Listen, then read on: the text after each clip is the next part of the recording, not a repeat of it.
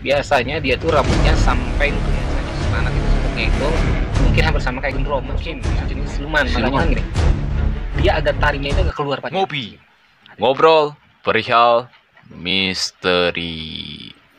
Sampurasun.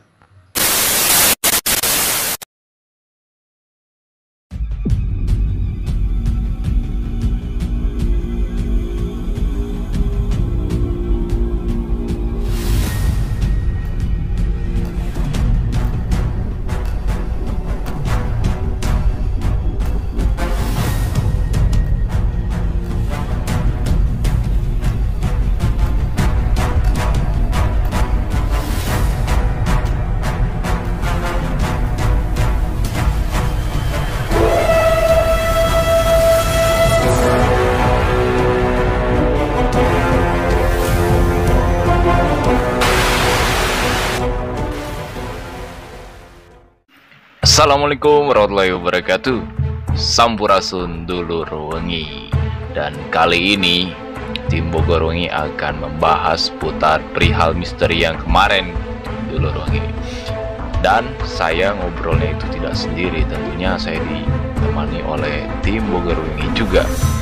Sebelumnya saya akan menginformasikan bahwa salah satu tim dari Bogor Wengi yaitu bernama Solihin, beliau telah tertimpa musibah yaitu sakit, dan saya mohon doanya kepada dulur wengi semuanya agar beliau disehatkan kembali, lekas sembuh, pulih kembali, dan bisa hadir podcast bersama kita atau menceritakan seputar misteri yaitu ngobrol ngopi, ngobrol perihal misteri. Oke, jadi Wahyu pengen bahas yang kemarin tuh, yang sempat diobrolin. Yang pertama kan yang seputar genderuwo, Ya. yang kedua seputar fenomena ketindihan itu. Yang pertama itu terutama yang genderuwo dulu nih. Yang gendro gimana itu? Jadi kan awalnya tuh si orang itu kan dia pulang kerja kan ya. Dalam cerita itu kan dia pulang kerja posisi sendiri dan gak bawa teman karena dia sejalur dianya itu pulang karena hanya sendiri. Nah, Itu kejadiannya pas jam, kira-kira tahu kejadiannya berapa? kemarin itu jam 3-an, Jam 3? 3 malam. Itu orang mana? Iya. Dia orang Bantar Kambing. Oh, berarti masih perkampungan juga. Nah, iya, itulah. Berarti masih banyak pohon-pohon juga di sana kan? Nah, kayaknya ya. Iya, jalur masih jalur kebun lah, misalkan masuk gang, dalam kebun, kanan kebun gitu kan. Sempat kan kemarin kan sempat dengerin sebentar kan ya waktu ini. Betul. Sempet, kalau nggak salah siapa yang nanya kemarin tuh? Gimana tuh? Yang ini tuh sosok apa sih? Yang kemarin emang cuma jawab tuh tentang gendro itu adanya di mana? Itu kan pertanyaan duaan kalau nggak salah. Iya kan? Wahyu sama si Aksa tuh nanya ke Imam. Sempat sebentar kan cuma. Iya, itu tuh apa bener sosok genderuwo gitu kan? Karena ada yang beda gitu kan dari situ, karena dia memberi genderuwo itu, Kirain memberi harapan palsu. bukan. Jadi dia memberi ciri-cirinya itu genderuwo, Iya. putih, tinggi, bisa terbang. Apakah benar itu sosok genderuwo? Jenisnya sih hampir kayak jenis ini. Hampir kayak kalau genderuwo itu biasanya dia tuh nggak terbang. Nggak terbang, teman-teman, nggak terbang kalau genderuwo itu kan. Cuman sebagian, karena memang gini, mungkin yang dilihat itu sosok kuntilanak mungkin ya. Kuntilanak. Karena memang kita kan belum tahu apa yang dia lihat. Dia mungkin terlihat si sosok itu besar, terbang, ya kan? Karena gini, kayak kita susah untuk membedakan mana kuntilanak, mana none Belanda, ya kan? Makhluk sejenisnya atau hantu. Itu kan banyak ya versi wanita itu.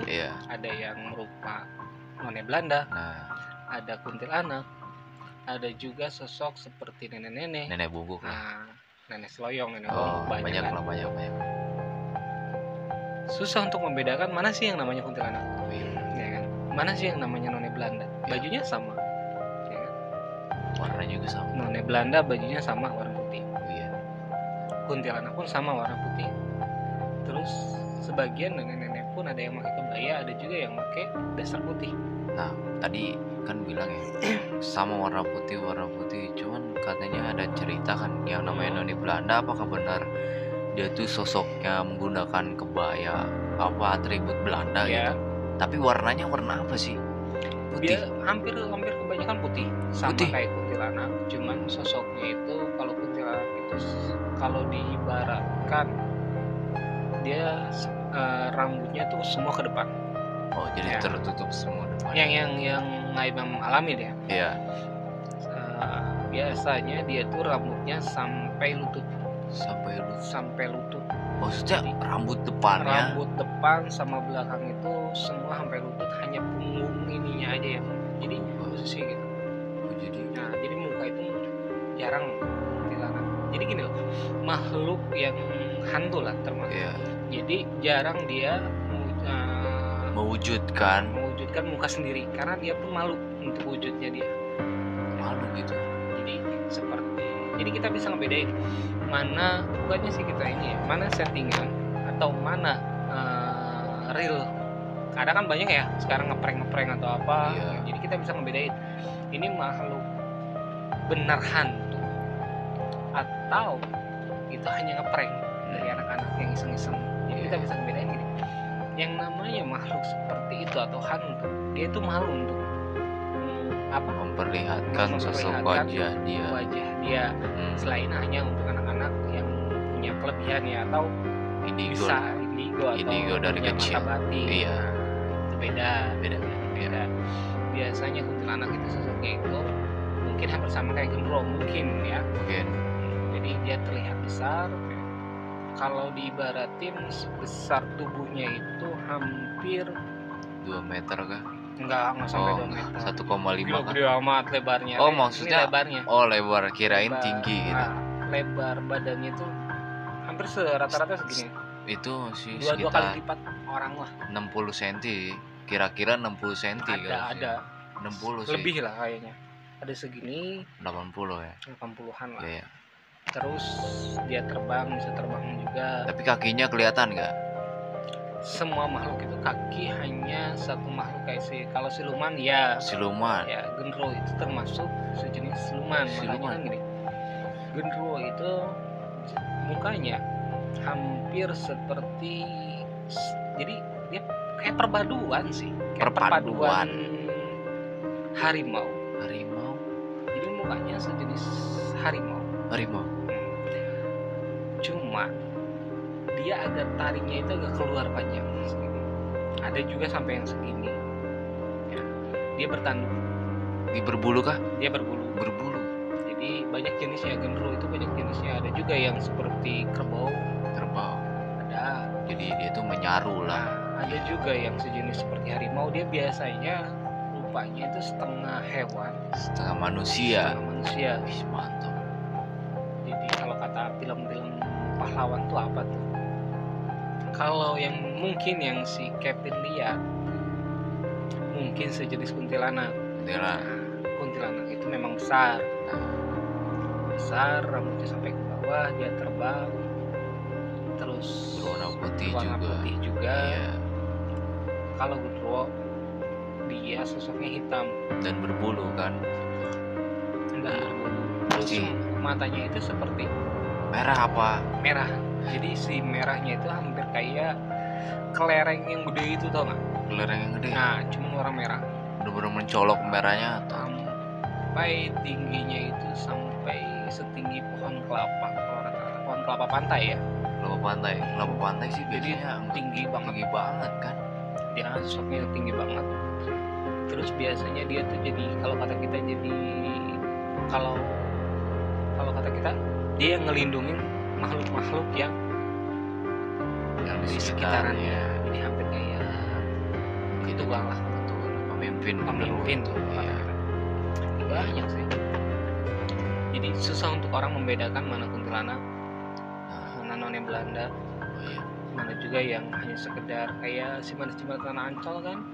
Dia sosok cewek juga, badannya kecil kan, dia pakai gaun juga, cuman gaunnya dia berwarna merah kan, seperti kuntilanak merah. Dia lebih rapi.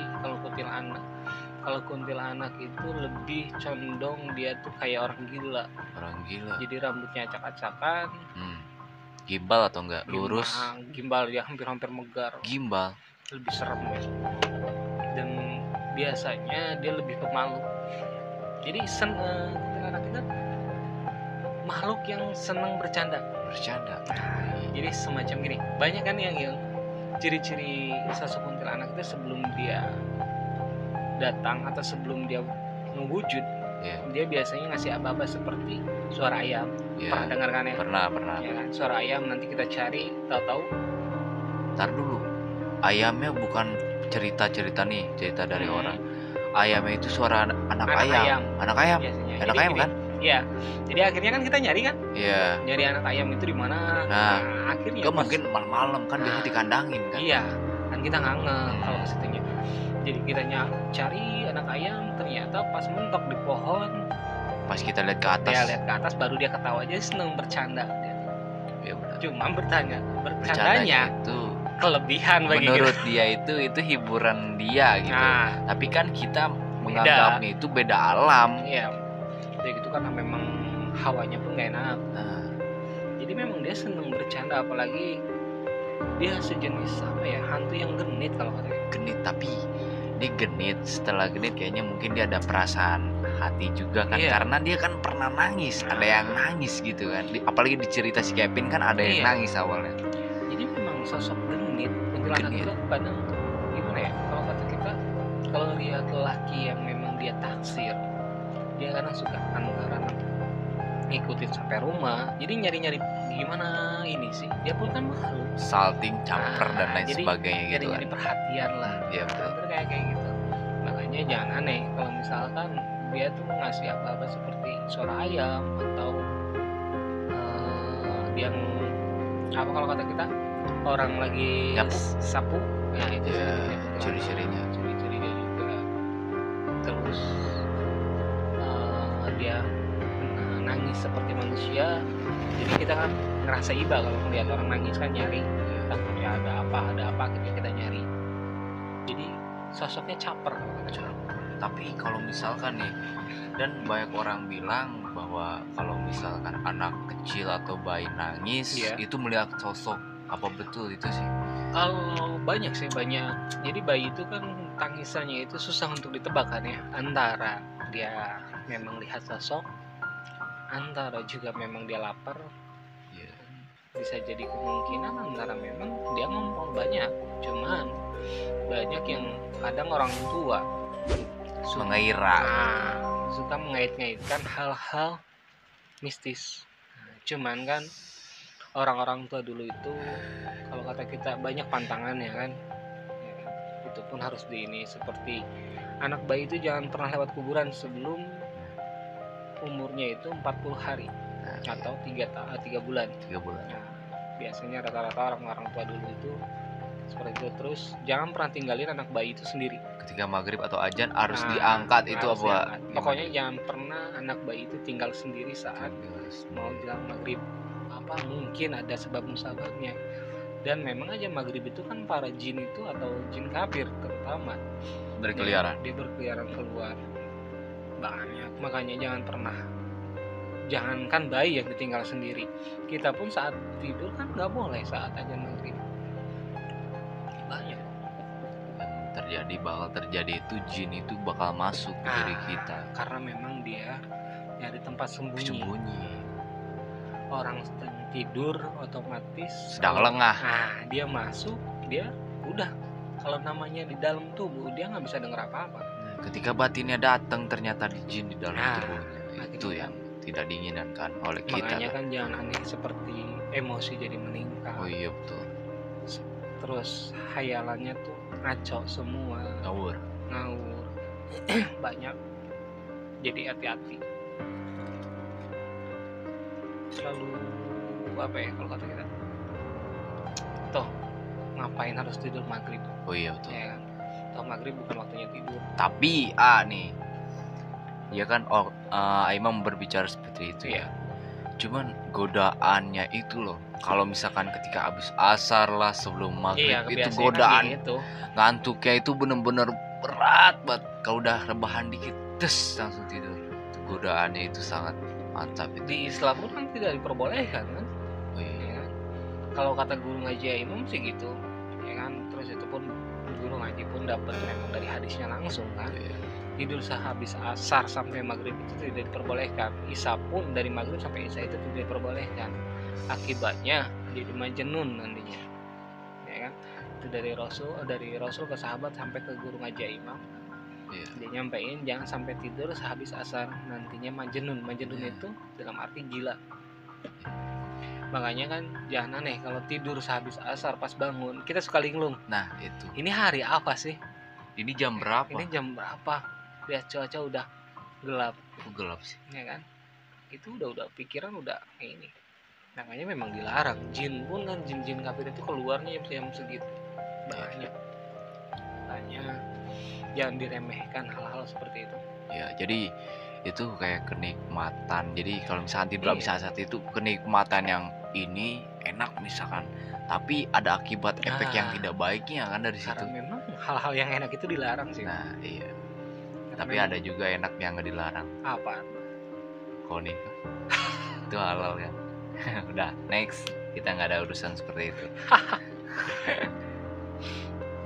Oke lah. Kiranya segitu cukup gak sih ya seputar yang membahas seputar genderuwo itu? Kalau genderuwo ya gini loh. Makanya sering kalau memang lewat sekiranya kalau kata kita gini. Menurut kita angkar atau orang lain angkar gitu? Sebaiknya kita kan bisa banyak ya sebelum lewat situ kita doa dulu, ya kan? Doa dalam perjalanan kan ada. Terus doa terhindar dari makhluk jahat pun ada, ya kan? Terus kalau memang punggung kita berat nih, astagfirullah. Betul terus kan? Baca Anas, baca ayat kursi, Al-Falah. Iya. Jadi mencegah. Kalau kata hal mistis, ketindihan itu karena ada makhluk jin kafir yang suka ke seseorang. Karena seperti mandinya